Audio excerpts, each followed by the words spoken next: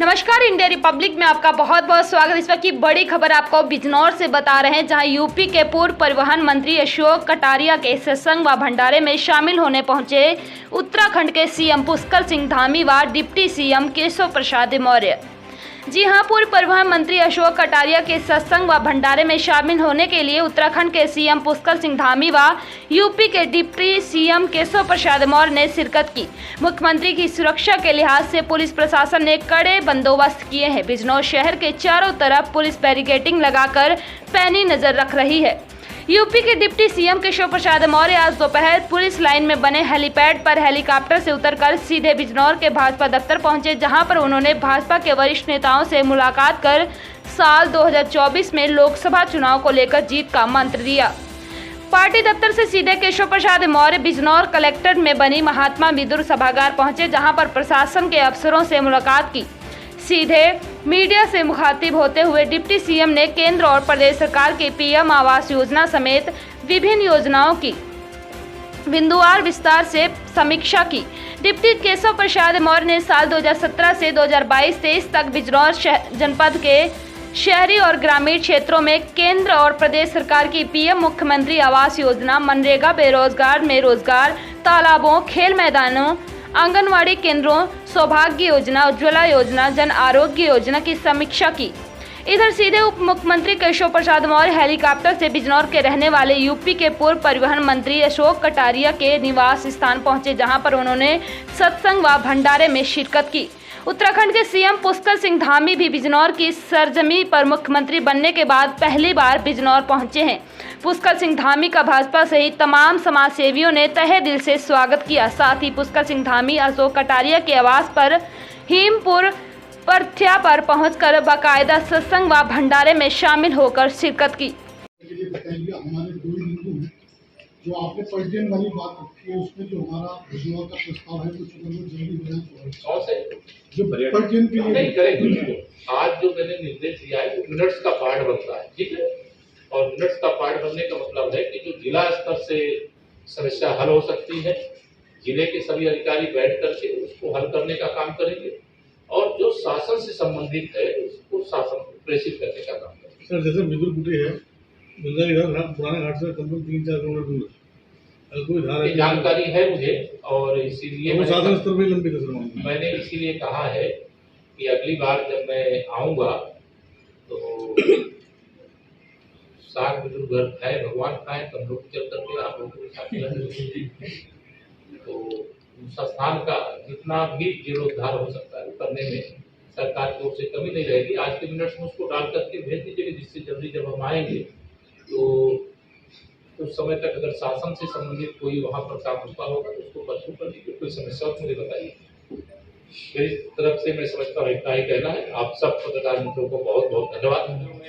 जो जरूरी सुविधाएं हैं, दवाओं की जांच की, वह भी पर्याप्त तरीके से सही तरीके से उपलब्ध रहे। आयुष्मान कार्ड धारक के लाभार्थियों का इलाज सरकारी और गैर सरकारी हॉस्पिटलों में हो और किसी भी आयुष्मान कार्ड धारक को समस्या न हो, यह भी कहा गया है। और मुझे पूरा विश्वास है कि सरकार की मंशा के अनुसार यहाँ की पूरी सब अधिकारियों की, चाहे पुलिस से, चाहे प्रशासन से जुड़े हुए, विकास से जुड़े हुए, शिक्षा से, चिकित्सा से जुड़े हुए सब लोग मिलकर के टीम वर्क करेंगे और बिजनौर के नाम को और जो एक अच्छा नाम है, एक अच्छा स्थान, उसको अच्छा बनाने का काम करेंगे। इस समय मुझे इतना कहना, कोई एक दो सवाल आपका कुछ हो तो आप पूछिए। आपने वैसे तो बिजनौर के लिए बता दिया। हमारे दो ही बिंदु हैं। जो आपने पर्यटन वाली बात रखी है, उसमें जो हमारा बिजनौर का प्रस्ताव है, कुछ अगर वो जल्दी हो जाए तो और अच्छा है। जो पर्यटन के लिए नहीं करेंगे। आज जो मैंने निर्देश दिया है वो मिनट्स का पार्ट बनता है, ठीक है। और मिनट्स का पार्ट बनने का मतलब है कि जो जिला स्तर से समस्या हल हो सकती है, जिले के सभी अधिकारी बैठ करके उसको हल करने का काम करेंगे, और जो शासन से संबंधित है उसको शासन को प्रेषित करने का काम करेंगे। सर, जैसे बिदुरपुटी है, पुराने घाट से कम 3-4 किलोमीटर दूर है, कोई धारा जानकारी है मुझे, और इसीलिए मैंने इसीलिए कहा है कि अगली बार जब मैं आऊंगा तो साग बुजुर्ग घर खाए भगवान खाए, तो हम लोग चल करके आप लोगों के साथ तो संस्थान का जितना भी जीर्णोद्धार हो सकता है करने में सरकार की ओर से कमी नहीं रहेगी। आज के मिनट्स में उसको डाल करके भेज दीजिएगा, जिससे जल्दी जब हम आएंगे तो उस समय तक अगर शासन से संबंधित कोई वहाँ पर काम रुका होगा तो उसको परसों कर दीजिए। कोई समस्या हो मुझे बताइए। मेरी तरफ से मैं समझता हूँ इतना ही कहना है। आप सब पत्रकार मित्रों को बहुत बहुत धन्यवाद। दोनों क्षेत्रों में जो कार्य है और जो प्रधानमंत्री आवास योजना के लाभार्थी हैं उनको कई बुनियादी सुविधाएं भी साथ में दी जाती हैं। शौचालय, गैस का कनेक्शन, बिजली का कनेक्शन, आयुष्मान भारत का कार्ड और हर घर नल से जल पहुंचाने की योजना, ये पूरी दुनिया की सबसे अभिनव योजना है। उत्तर प्रदेश उसमें बहुत आगे है। उसकी भी विस्तार से स्थलीय निरीक्षण करके यहाँ कहा गया है कि जहाँ भी सभी बुनियादी सुविधाएं जिनको आवास दिया गया है नहीं है उनको उपलब्ध कराएं, उनका सत्यापन करवाएं।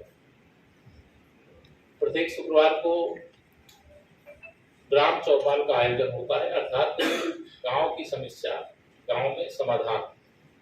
और इसके क्रम में कल शुक्रवार है, कल भी चौपाल होगी और प्रदेश में सभी ब्लॉकों में प्रत्येक शुक्रवार को 2 चौपाल का आयोजन होता है और जिले से लेकर के ब्लॉक तक के अधिकारी उस चौपाल का हिस्सा होते हैं। तो यह बहुत सफल कार्यक्रम है। महिला सशक्तिकरण की दृष्टि से माननीय प्रधानमंत्री नरेंद्र मोदी जी के मार्गदर्शन में, आदरणीय योगी आदित्यनाथ जी के नेतृत्व में आज ही लखनऊ में एक बीसी सखी जो होती है, बैंक सखी जो होती है, उनका एक राष्ट्रीय स्तर का सम्मेलन था। इसमें शामिल होने के कारण से मुझे आने में भी देर हुई है, लेकिन महिला सशक्तिकरण पर सर्वाधिक जोर है। हमारे 3 लाख और नए समूह प्रयास है सितंबर तक वो बन जाएंगे तो हमारे 10 लाख समूह हो जाएंगे, अर्थात 1 करोड़ 20 लाख हमारी बहनें जो गरीब परिवार से आती हैं वह सब किसी न किसी रोजगार का हिस्सा बन जाए और उनको आय का एक नया स्रोत खड़ा होगा।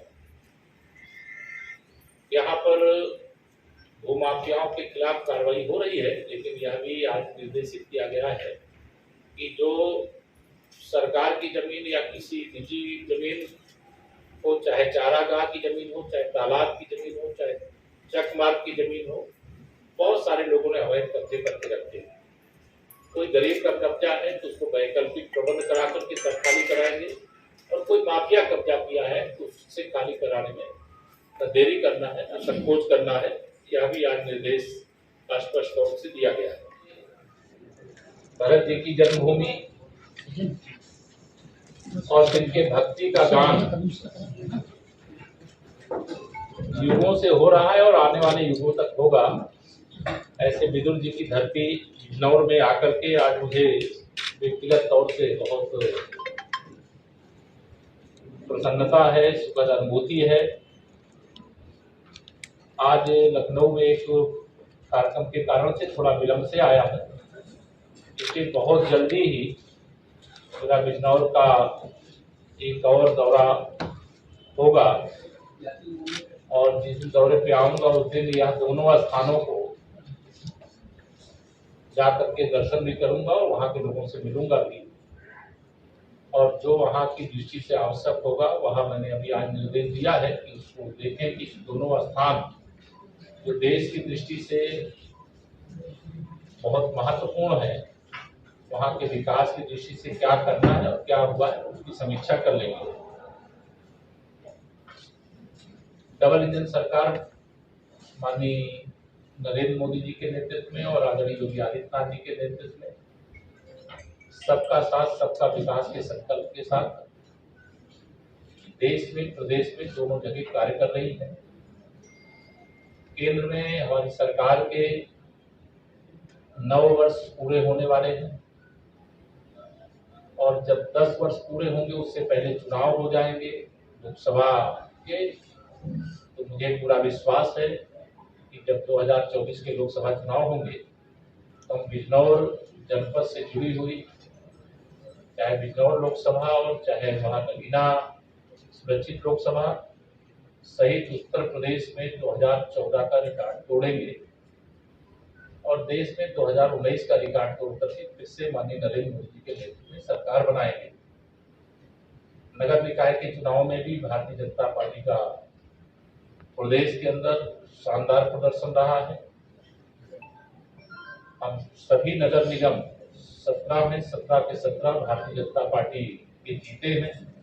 यह बड़ी उपलब्धि पार्टी की दृष्टि से और नगर पालिका और नगर पंचायत माननीय प्रधानमंत्री नरेंद्र मोदी जी के मार्गदर्शन में, आदरणीय योगी आदित्यनाथ जी के नेतृत्व में आज ही लखनऊ में एक वीसी सखी जो होती हैं, बैंक सखी जो होती है, उनका एक राष्ट्रीय स्तर का सम्मेलन था। उसमें शामिल होने के कारण से मुझे आने में भी देर हुई है, लेकिन महिला सशक्तिकरण पर सर्वाधिक जोर है। हमारे 3 लाख और नए समूह प्रयास है, सितंबर तक वो बन जाएंगे तो हमारे 10 लाख समूह हो जाएंगे, अर्थात 1 करोड़ 20 लाख हमारी बहनें जो गरीब परिवार से आती हैं वह सब किसी न किसी रोजगार का हिस्सा बन जाएंगे और उनको आय का एक नया स्रोत खड़ा होगा। यहाँ पर भूमाफियाओं के खिलाफ कार्रवाई हो रही है, लेकिन यह भी आज निर्देशित किया गया है कि जो सरकार की जमीन या किसी निजी जमीन हो, चाहे चारागाह की जमीन हो, चाहे तालाब की जमीन हो, चाहे चकमार्ग की जमीन हो, बहुत सारे लोगों ने अवैध कब्जे करके रखे हैं। कोई गरीब का कब्जा है तो उसको वैकल्पिक प्रबंध करा करके तब खाली कराएंगे, और कोई माफिया कब्जा किया है तो उससे खाली कराने में न देरी करना है न संकोच करना है। यह भी आज निर्देश स्पष्ट तौर से दिया गया है। चिकित्सालयों में जो जरूरी सुविधाएं हैं, दवाओं की जांच की, वह भी पर्याप्त तरीके से सही तरीके से उपलब्ध रहे। आयुष्मान कार्ड धारक के लाभार्थियों का इलाज सरकारी और गैर सरकारी हॉस्पिटलों में हो और किसी भी आयुष्मान कार्ड धारक को समस्या न हो, यह भी कहा गया है। और मुझे पूरा विश्वास है कि सरकार की मंशा के अनुसार यहाँ की पूरी सब अधिकारियों की, चाहे पुलिस से, चाहे प्रशासन से जुड़े हुए, विकास से जुड़े हुए, शिक्षा से, चिकित्सा से जुड़े हुए सब लोग मिलकर के टीम वर्क करेंगे और बिजनौर के नाम को और जो एक अच्छा नाम है, एक अच्छा स्थान, उसको अच्छा बनाने का काम करेंगे।